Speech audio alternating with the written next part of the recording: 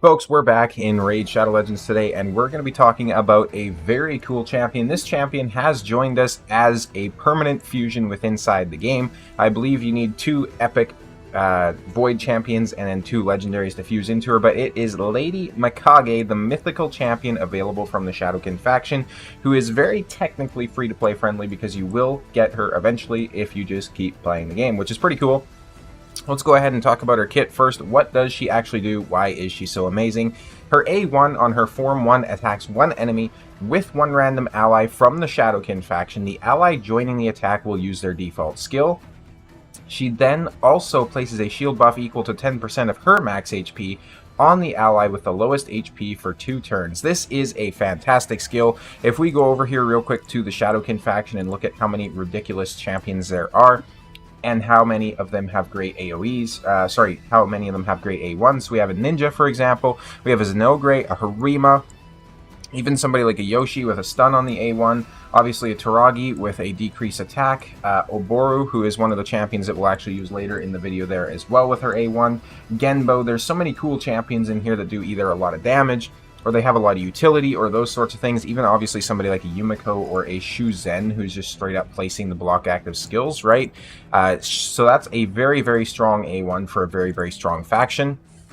A2 attacks all enemies, decreases the duration of all enemy buffs and all ally debuffs by 1 turn, then increases the duration of all enemy debuffs and all ally buffs by 1 turn. So she is a buff extender. She's a pseudo cleanse where she's taking off any 1-turn CCs, so freeze, stuns, sleeps, provokes, etc. And she's also decreasing the duration by 1 turn of stuff like decreased attack, decreased defense, weaken, all that sort of good stuff. And she's also increasing the duration of all those bad things on the enemy team, which is pretty awesome.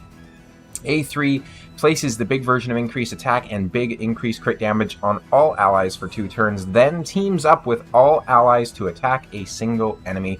The allies joining the attack will use their default skills, and she does also have a passive, which is at the start of this champion's turn, removes all debuffs from the ally with the highest attack, which is insane when you consider that she can just fully cleanse your nuker and there's nothing the enemy team can do about it.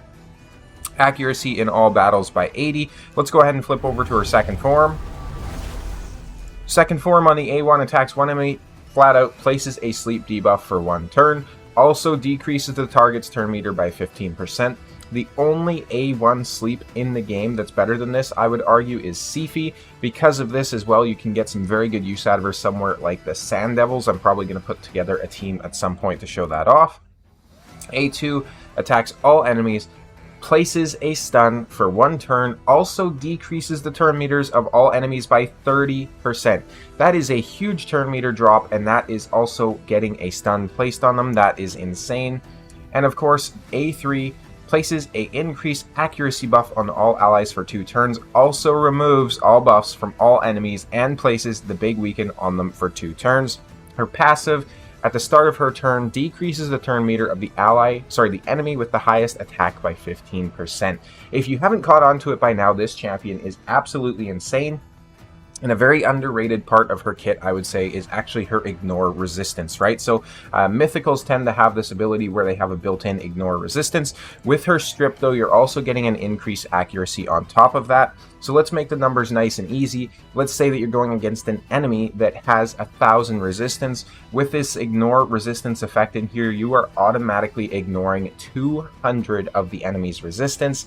Then you're also increasing your own accuracy by 50%, so depending on how much accuracy you started with, so let's say, you had 500, you can essentially strip people from 700 resistance, essentially, right? So with this increased accuracy, you can build her accuracy threshold so much lower than you could with any other champion, and it is absolutely fantastic. I'm using her all the time in her current build to strip stone skins and all sorts of crazy buffs and stuff like that in the live arena specifically.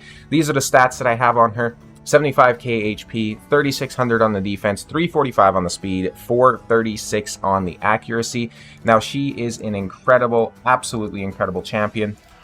I'm going to go ahead and show you some of her use cases here, essentially. So let's go into the arena. There's a few teams that I have her built out with, so not really too crazy on any of these teams. There's one specific type of champion I want to show you her against, so perhaps something like this here. So What we'll do is I actually have her built into this team here. So I have my Armands, I have a Harima, Pythion, and then Lady Mikage. This is very good for going against any sort of demon spawn champions, as well as Sun Wukong, so this is basically the perfect team to try and counter. The reason for that is obviously she can bring in those ally attacks. Harima is then assisting with countering the enemy team because, for example, Sun Wukong's A2 is going to be significantly weaker. Mortu Macabre isn't going to be able to do any damage against you because of his AI, which is going to basically prioritize Harima. Harima can't be critically hit by anyone from the Demon Spawn faction, so it is absolutely insane. And you can see she's going to come in here and just straight up strip the stone skin off of the Mortu Macabre as well. That stone skin does not exist anymore, which is pretty fantastic. This team takes a little while to get its work done in some instances. If you wanted to be really efficient, what you could probably do is replace the Pythion with like a Mithrala or a Tatura or a Sifi if you have her, obviously, right, so that you could get that increased defense buff up as well and significantly increase the damage output of your Harima. That would help a lot, but I don't really have the want, right, so I'm okay just spending a little bit longer to get these fights done. At the end of the day, though, we are able to power through the fights, and that is the important thing. So let's go ahead and try to focus on the Pythion here if we can. I don't want to keep sheeping him, though. That's the one thing that's kind of annoying when you're using Armands, is he just keeps sheeping the enemy, and then it just makes them harder to kill. I will show you her in my Fire Knight Hard team as well. I did a full-on video dedicated to this, but I think it'd be kind of cool to show it off still. As you can see, Harima gets pulled in there on the A1, so we sit down the Sun Wukong without any sort of an issue. And we went against a team like that in 1 minute and 34 seconds, which is not bad considering it's a UDK team. You can use this team against basically any sort of like a demon spawn champion, of course, like I say, Sun Wukong. She makes it very easy to counter that. Let's go ahead and hop into Fire Knight Hard here. So I am farming very consistently stage 6. This is the particular team that I have right here. If you're curious about Lady Mikage's setup, this is how her AI is on round 1. Then we have the AI on round 2, and we have the AI on round 3, so she switches back over to her primary form. Let's go ahead and do this. I don't think we'll run all the way through, so I should have probably turned off super raids there, but it is what it is. So essentially, Lady Mikage can come in, she can switch over to her secondary form and just keep the stuns up with almost 100% land rate. Or not land rate, sorry, but almost 100% uptime. Then we also have Freeze coming in from Durandil as well as Yukaro. We also have the ally attacks coming in from Farrakhan. And we have the team-up ability on the third wave from Mikage's A1 as well. So Zenogre gets pulled in on every single chance that Mikage does an A1.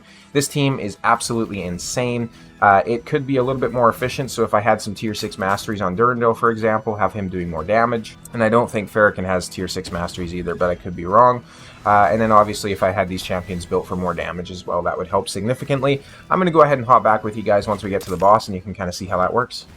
We are back at the boss. We got here in just under 3 minutes, which is not terrible considering that we don't have a Newt or any of those other ridiculously OP champions that you see run in the Fire Knight sometimes. So as you can see, we've already got like 14 stacks off of the shield there, of course, and we get the second ally attack coming in from Farrakhan.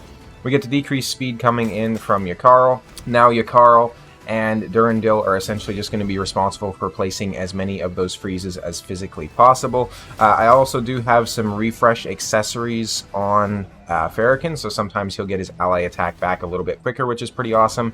You can see Zenogre being pulled in there and doing a decent amount of damage because of Lady Mikage's A1 as well. Sometimes this run does get a little ropey if the boss manages to take a turn. However, in most cases, even if he takes a turn, we can actually survive it because of the decreased attack that gets placed on him as well, which is pretty nice. And obviously, if you have champions that are better suited for this role, like a Neldor or a Creodin or, you know, something like that, the freezes go up far more consistently, so you're just going to have a better chance of getting this run completed successfully. I'll go ahead and hop back with you once the run is complete, though. And we finished the run in about 6.5 minutes, which is definitely a fairly long run. You can see, though, Lady Mikage putting up about 431,000 on the damage on that particular run. Zenogre actually comes in and does significant damage on this as well. I don't know if you can see because of my big head in the way, but there you go. 2.6 milli, the highest damage from the entire team for Zenogre Blademaster there, which is pretty sweet. Of course, Durandil putting up some decent numbers as well, a little bit better than Yakarl, actually, which is pretty insane. Overall, as you can see, though, Lady Mikage is an absolutely sensational champion. The one thing I forgot to show off before was her Masteries, actually, so this is how she's mastered out. You could obviously get more damage from her as well by going into War Master or something like that, but I do have the additional accuracy on her with Eagle Eye, and I have the counterattack Masteries on her for obvious reasons as well. And then I do also have Evil Eye, not to be confused with Eagle Eye, which are very similar names for some reason, Raid, but basically she's decreasing the turn meter by an additional 20% when she hits them with an A1, which is absolutely insane, especially if you consider her secondary forms A1, right? So she's already decreasing that turn meter on its own. In terms of the actual gear pieces, this is what we got going on here. So we got a Divine Speed set with some decent speed rolls on there. We got a Perception helmet with a decent speed roll. Obviously, all of this gear pretty much could be significantly improved if you had, like, you know, triple rolls, quad rolls, those sorts of things. These gloves, especially, like a single roll into speed, double roll into speed here on the chest plate. And we have some speed boots, of course, with a speed ascension on there as well. And that's how we get her to the overall 345. If you're curious, I do have some Fire Knight's layer bonuses going on as well. So she's at 357 with 484 accuracy, 251 on the resistance.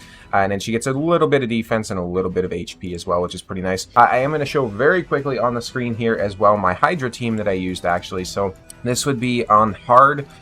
This was the team here. So Mikage was basically just constantly bringing in Oboro to do her A1s because she is a fantastic champion for those purposes.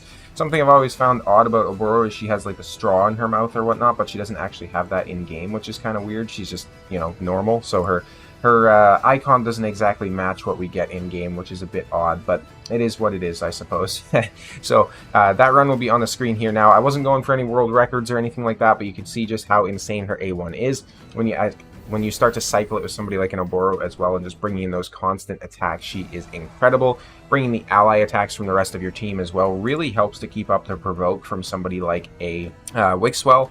And then, of course, it also helps because she works as a buff extender alongside his A2. So she's basically extending the increased defense and the shield that he places. He's also extending it. And then any decreased attacks or anything like that go on the enemy team, they're extending as well, which is pretty fantastic. So this is a very decent team here. I would say this is almost 100% free-to-play team, with the exception of Venus. But of course, if you don't have her, you could just bring in somebody like a Lydia, although you'd have to be careful because obviously Lydia is not going to have the HP burn, and that's kind of what we're using to counter the head that places the Poison Cloud, of course. But Mikage is a fusion, you know, epic Void champion, epic Void. You can probably get these over time. I am very excited to try and empower my Oboro too, just to see how strong she can actually be. I might have to make another highlight video on her at some point.